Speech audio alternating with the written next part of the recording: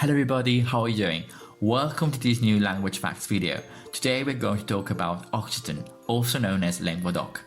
It is a Romance language spoken in southern France, Monaco, Italy's Occitan Valleys, as well as Spain Val d'Aran. All these regions are referred to Occitania. It was also known as Provençal, even if now this term is used to describe the dialects of Occitan spoken in southeast France. Do you know what is interesting? There is no single standard written form of this language, and it has no official status in France, home to most of Occitania, but it is one of the featured languages of Catalonia in Spain. Weird, right? But where does the term Occitan come from? Well, as I told you before, these languages are also known as Languedoc, where Oc means yes.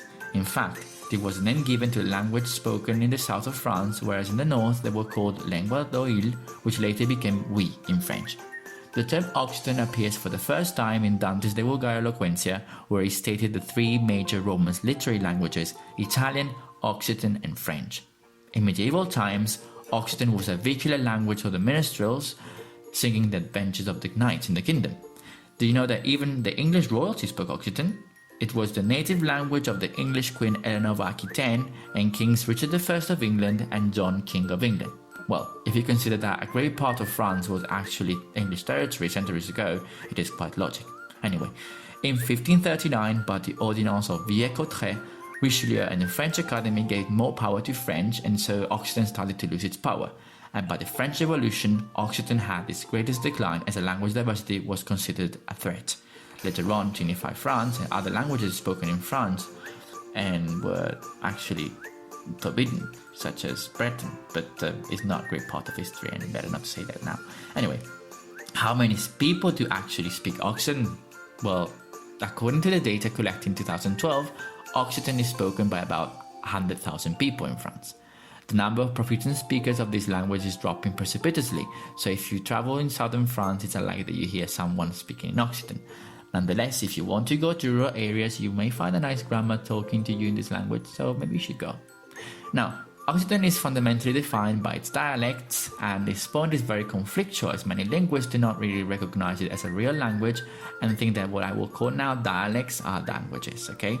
So they divide them into 6 main categories: Auvergnat, Gascon, Languedocien, Limousin, Provençal and Vivaro-alpin. So if you don't speak French, you don't get anything what I've just said. Anyway, all these regional varieties are written so that Occitan can be considered as a pluricentric language.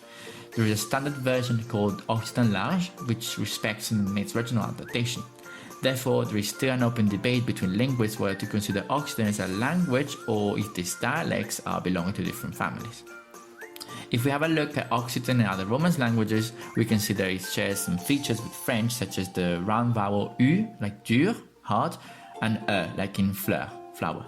With Catalan instead, it shares some stressed Latin A, like a, mar, C, and the intervocalic T changing into D, such as in vida, from Latin vitam, life, and the rhotic R missing in French.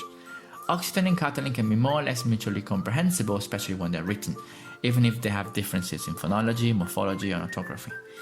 What is really interesting is that Occitan is the only Romance language with the biggest shared vocabulary with the other Romance languages. So if you speak Occitan, you can easily learn vocabulary from other languages. French and Occitan, of course, have a romantic relationship.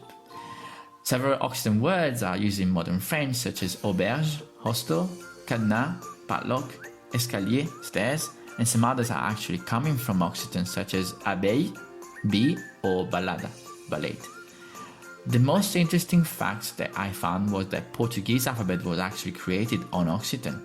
It has 23 letters, and the diagram NH, LH that are used for the sound n and y are actually adopted in Portuguese since the Middle Ages, thanks to the minstrels, and later on they were actually introduced into the script of Vietnamese. Incredible, right? So that's all for today. I hope you learned something new and you like this video, and have a good day. Bye!